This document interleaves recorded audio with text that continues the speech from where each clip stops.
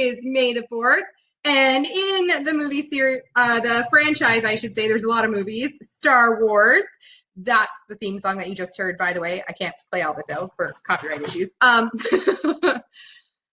They say, may the 4th be with you. So on May the 4th, we say, may the 4th be with you, and we call it kind of like a Star Wars holiday. So I wanted to share it and have a little bit of fun with you.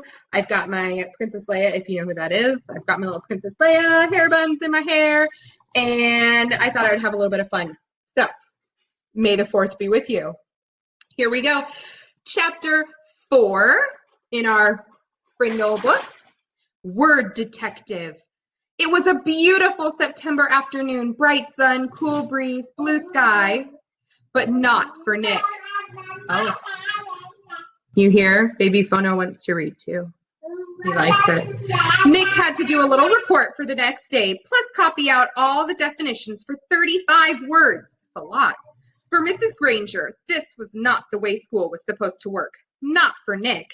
There was a rule at Nick's house. Homework first, and that meant right after school. Nick had heard his older brother James groan and grumble about this rule for years, right up until he graduated from high school 2 years ago.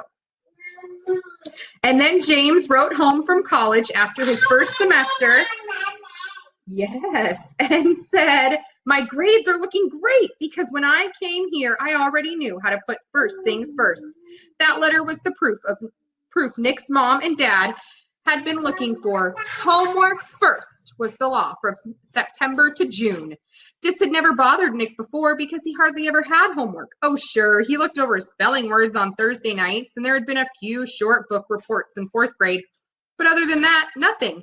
Up to now, schoolwork never spilled over into his free time. Thanks to Mrs. Granger, those days were gone. First, he looked up the definitions in the brand new red dictionary that his mom had bought because Mrs. Granger had told her to. It took almost an hour. He could hear a baseball game in John's yard down the street. Yes. Yelling and shouting, and every few minutes, the sharp crack of a bat connecting with a pitch. But he had a report to do for Mrs. Granger. Nick looked at the very front of the dictionary. There was an introduction to the book called Words and Their Origins. Perfect, Nick thought. It was just what he needed to do his report. It would all be over in a few minutes. Nick could already feel the sun and the breeze on his face as he ran outside to play. Homework all done. Then he read the first sentence from the introduction. This is the first sentence. Without question, this modern American dictionary is one of the most surprisingly complex and profound documents ever to be created, for it embodies unparalleled etymological detail, reflecting not only superb lexicographic scholarship, but also the dreams and speech and imaginative talents of millions of people over thousands of years, for every person who has ever spoken or written in English has had a hand in its making. What? Nick scratched his head and read it again, and then again. It wasn't much better. It was sort of like trying to read the ingredients on a shampoo bottle. Have you ever tried to do that? Try reading the ingredients on a shampoo bottle. He slammed the dictionary shut and walked downstairs. Nick's family did a lot of reading, so bookshelves covered 3 of the 4 walls in the family room. There were 2 sets of encyclopedias. The black set was for grown-ups, and the red set was for kids. Nick pulled out the D volume from the red set and looked up dictionary. There were 3 full pages with headings like early dictionaries, word detectives, and dictionaries today. Not very exciting, but he had to do it. So Nick just plopped down on the couch and read all of it. And when he was finished with the kids' book, he opened up the black encyclopedia and read most of what it said about dictionaries too. He understood only about half of what he read. He leaned back on the couch and covered his eyes with his arm, trying to imagine himself giving a report on all this boring stuff. He'd be lucky to have 3 minutes worth. But because Nick was Nick, he suddenly had an idea, and it brought a grin to his face.